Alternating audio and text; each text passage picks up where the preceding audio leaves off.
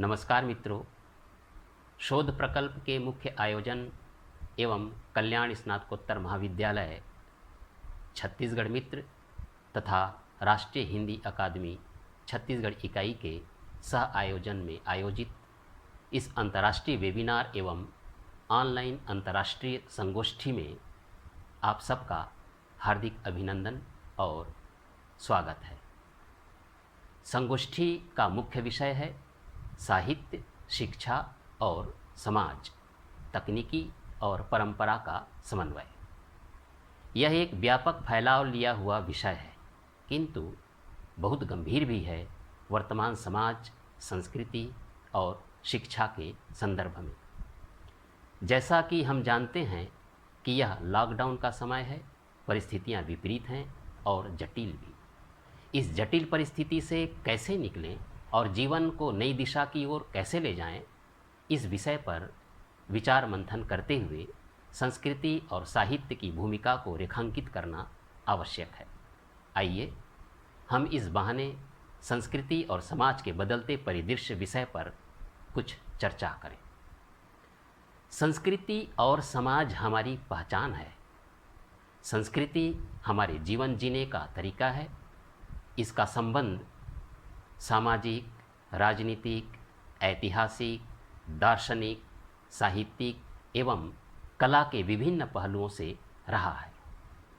इतिहास जहां भूतकाल की संस्कृति एवं घटनाओं का लेखा-जोखा प्रस्तुत करता है और राजनीति विभिन्न प्रकार की शासन प्रणालियों और राज्य के तत्वों का विश्लेषण करता है, वहाँ साहित्य देश या काल की संस्कृति के ज्ञान का सर्वाधिक प्रामाणिक आधार होता है। साहित्य में संस्कृति के जातीय मनोभाव सुरक्षित रहते हैं, क्योंकि वह अपने देश की भूत और भविष्य की संस्कृति से संबंधित होता है। इसलिए बदलते समय के अनुरूप जैसे जैसे साहित्य के स्वरूप में परिवर्तन आता है, वैसे वैसे संस्कृति का रूप भी साहित्य के साथ बदलता रहता है। यानी मनुष्य के मानसिक विकास के साथ संस्कृति भी अपना रूप धारण कर लेती है।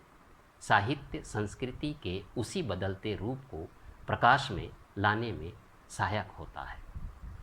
इसका सीधा अर्थ हम यह समझ लें कि साहित्य अपने सर्जना रूप में समाज निरपेक्ष नहीं होता। इसलिए जब साहित्यकार वर्तमान में रहकर अतीत लोक में विचरण करता है, तो उसके वैयक्तिक या सामाजिक स्तरीय मनोवैज्ञानिक कारण होते हैं। आज जब हम आदिकालीन साहित्य या भक्तिकालीन साहित्य की चर्चा करते हैं, तो उसे तत्कालीन परिस्थितियों के संदर्भ में रखते हुए उसकी वर्तमान प्रासंगिकता पर भी विचार करते हैं। 21वीं सदी की संस्कृति और समाज व्यवस्था 17वीं 18वीं सदी की समाज व्यवस्था और संस्कृति से कई अर्थों में भिन्न है। कल हम गुरुकुल में या आश्रम में शिक्षा ग्रहण करते थे, आज विद्यालय में या घर में रहकर शिक्षा ग्रहण कर रहे हैं। इतना ही नहीं, तकनीकी के कारण उठते बैठते या चलते फिरते भी शिक्षित हो रहे हैं। यह समय की मांग है।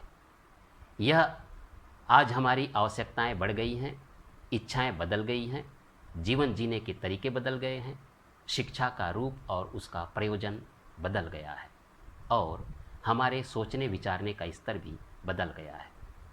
दरअसल 21वीं सदी का मनुष्य केवल पुस्तकीय ज्ञान तक सीमित नहीं रहना चाहता। वह विविध प्रकार के तकनीकी यंत्रों का सहारा लेते हुए नित्य नवीन बने रहना चाहता है, आधुनिक से आधुनिकतर होना चाहता है। इस प्रक्रिया में वह तकनीक को समझ भी रहा है और समझा भी रहा है। अभी हम आपसे दूर रहकर जो चर्चा और विमर्श कर रहे हैं, वह इसका प्रमाण है।